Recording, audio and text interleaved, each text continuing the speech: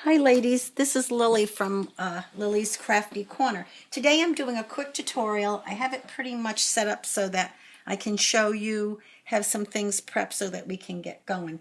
And what they are faux dried flowers, and they're made with paper. And these are the ones that I did for a swap. And I thought that I was talking to somebody and it was decided that maybe it would be a nice idea to do a quick tutorial. And this is a larger one actually that my daughter Lindsay did, but she did give it to me to use for one of my toppers on my swap. Now, just to get started, they're paper. You can use anything you want. I prefer to use inks. And I am kind of hooked on Tim Holtz's Ranger's Distress Oxides and the Distress Stains. I'm looking forward to when they come out to get the oxide stains. Anyway, I use those and also some watercolors. And I think that that's just great. And these were very inexpensive. I got them at AC Moore. And I think it was actually 2 for $5, and it works well. It's actually what I used on these that I wanted to show you that are done. See if I can get them in there for you. The leaf part is in that green from the watercolor palette. It's right here. It's this one. And basically what you do is, we'll get right started. It's simple, and there's so many different ways that it's just whatever is comfortable for you, and I'm going to show you as we go along. Well, the first thing you want to do is if you're going to use, which I'll do on this one, if you're going to use the watercolor, you just take and put the watercolor on like this. And you can make that as light or as dark as you like. This one has a little pearlescence to it.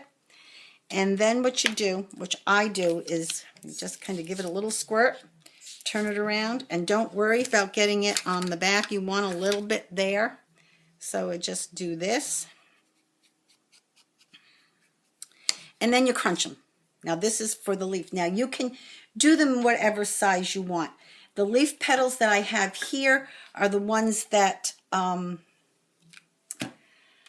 daughter cut out for me on the Cricut Air 2, and we did them in different sizes. So what I have here, these are the 2-inch. These are the 2-inch. These are the inch, and these are the 1.5 inches.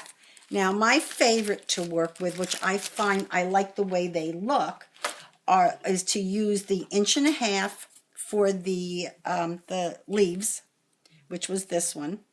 And actually this one doesn't seem to be wet enough. I like to get them really wet because actually the more wet you can get them without them ripping, and working, doing that, you get them to be, and even if they rip, don't worry about it because they look great when you put them on. But right now I'm going to let this one dry. We're going to leave that.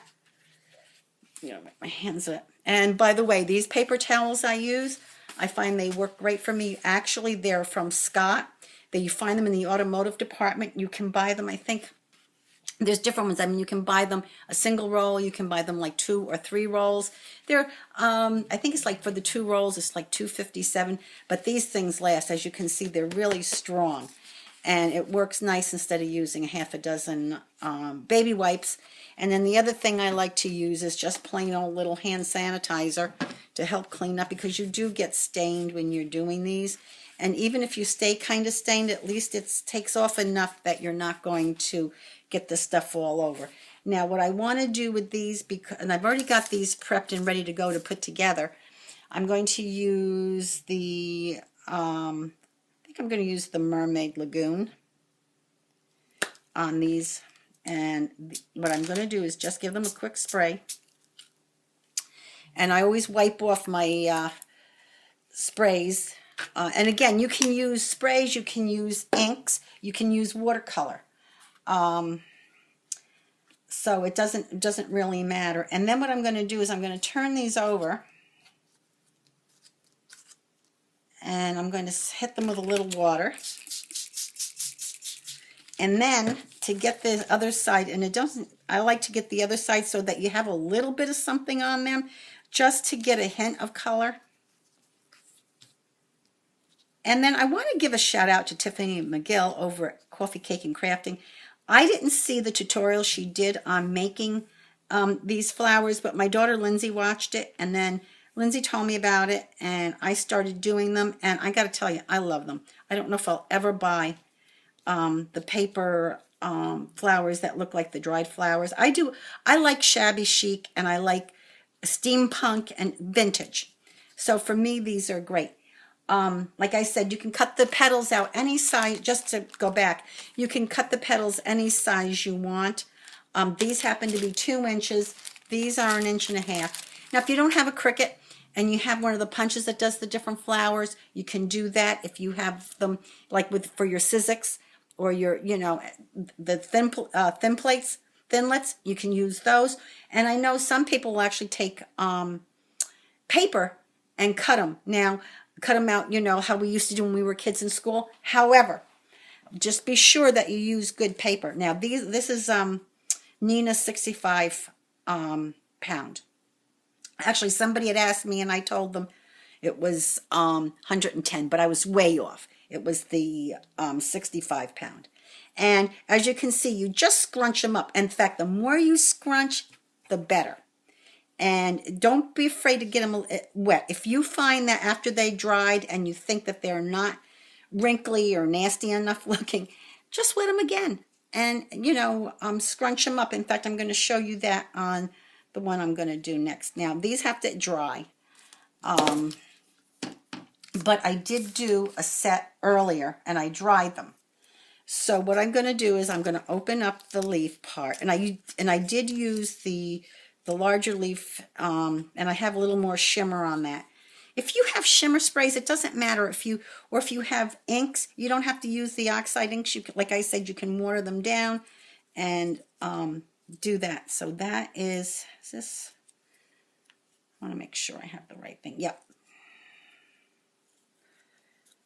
Yep, that's for a leaf. I don't want that. But it's a little wrinkled, but that's fine. It's not quite dry. But here we go. So these are opened up, I'm going to say on camera, and you put them together. Now, you have a couple of choices to put them together, and I am about the worst person ever to get a hole in the middle. I am always so way off. And you can do as many layers as you want, and if you want to get the petals in different hues, you can do that. You don't have to have them all in the same brightness. Especially with these Tim Holtz things, you can, like I did on this one here, I just wet the paper and scrunched it in there so that it would just get a little hint of color. And you can do as many layers. Now, these I should have probably done a few more layers, but once I get this together, and I'll kind of put them a little bit together, you'll see. And then you can also take some tulle or lace and make the little bows and then put them on top of that. So they're really good. And you can do as many layers as you want. I think I did 6 for these. The others were 3. I should have definitely on the larger ones. You need to do bigger layers. I should have done that, and I know better, but I don't know. When I was getting them ready for to do the tutorial, I kind of forgot. So, that happens. I'm old. I get forgetful. How many times do I walk in a room and forget what I went for? Come on. So when I get done with this, I'll tell you what I just had a birthday this past September 2018, and I'll let you know how old I am. I'll tell you at the end. Anyway, here we go. But I love doing these paper crafts. Now, I am going to do it with the stapler because that's the one I'm the worst with.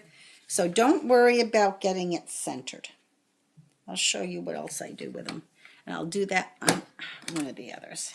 Here we go. Actually, I always said how bad I was. I didn't do so bad. Now, this is what you do. You take them and you start pulling them up. Now, what I like, and you scrunch them. And don't worry, but just do it. Don't think you're going to hurt them. You can be there, you know, even if it rips a little bit, and if it gets just a tad more. Now, what I like to do, I did use my heat gun that I use for embossing on it to dry them for, you know, demonstration purposes. However, I prefer to do them up and either do them first thing in the morning when I get up, before I do my housework and stuff like that, and let them dry so that in the afternoon when I have all my chores and commitments taken care of, when I'm ready to craft, I can just start using them.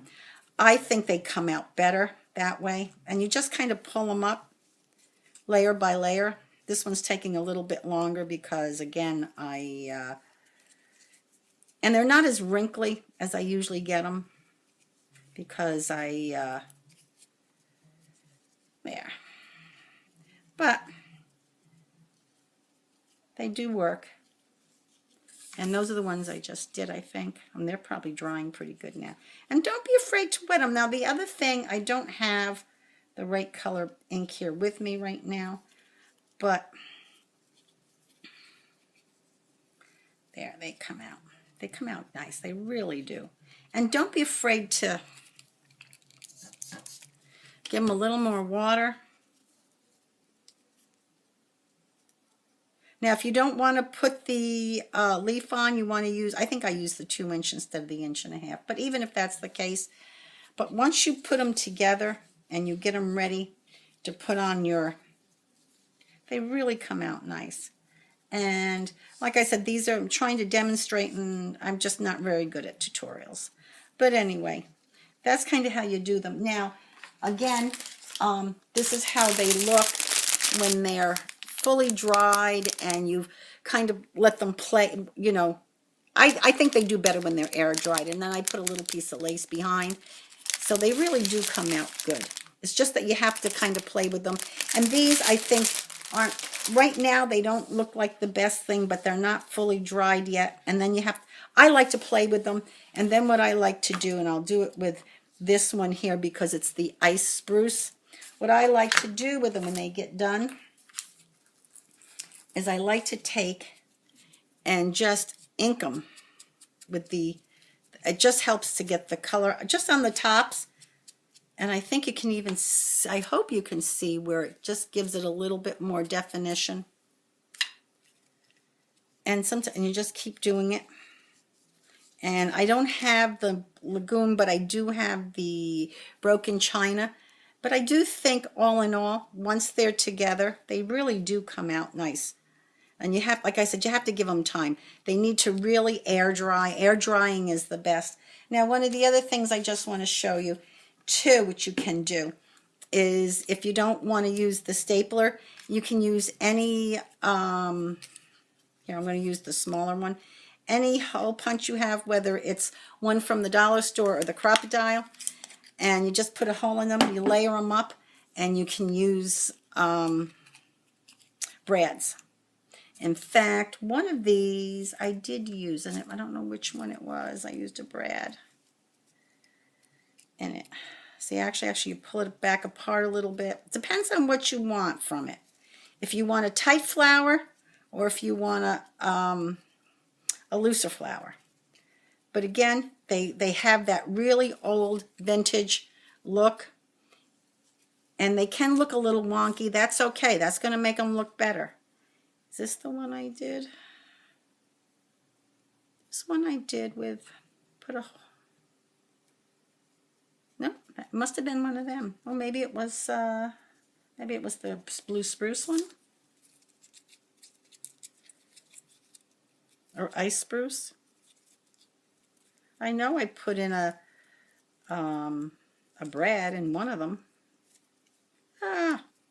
Anyway, doesn't matter. I don't want to keep pulling them apart. But again, I like to put the ink, and it is a little messy. If you don't like to get dirty, well, then this might not be the thing for you. But I just think for doing them, using them on your things, and let me just see if I can find a little better spot to show it. But even if you just put them together and you crunch them in together, they really do make a nice little floral piece. Anyway, I hope you liked it. Now, I had one other thing. if you liked what I did, please like, subscribe, leave a positive comment. Again, these really do look better once you give them more time to air dry, and you know, when you're putting them together, especially with the lace and all. And they're easy. On the bottom here, when you put them in, you can flatten them out a little bit, and I use hot glue to put them together. If you want to use, when you're putting the layers together, if you want to use something like art glitter glue, that's fine too. However, they have to be really dry, because when they're wet, they just won't stick. One of the other things is, I would be happy to do a tutorial. I just finished this last night. It's a puzzle piece that I did with mixed media, and it was really simple. I would tell you, and it was a Dollar Tree. You know, Dollar Tree, they have those kids puzzles, the large ones. I think they're like 19, 20 pieces. You get it for $1, and it's really cool. I did, and I also used this here to get a little dimension. Believe it or not, was just Darnold from Halloween, when they have that netting stuff that they use, like that looks like cobwebs and things like that. I just had a piece of that I've been using. These are stones that I got with a jewelry kit, which I don't do jewelry, but I had some of the beads and stuff, and that's from that. These are just cogs. I used some Tim Holtz alcohol inks, just blob some stuff on there. So I'll be happy to show everybody how I did it. I use a gel medium, and I find it, and what was the other thing? Oh, E6000 and a gel medium. You can use regular glue and so forth, but I will come, like I said, that could be another one. If you want me to do this, anybody sees this and they'd like me to do a tutorial on this, I'll be happy to do so. And I'll make up some so that I won't have to do a long tutorial. It'll be just kind of short and make it easy for you to see. You know, only be like maybe 10 minutes or so to get the, but I'll do them, I'll have it prepped so that, you know, it only take about 10 minutes. And I think I just love it. It's one of my favorite pieces that I've done. So anyway, I hope you all have a crafty day, and thanks for watching. And again, please like, subscribe, and leave a comment. Thank you.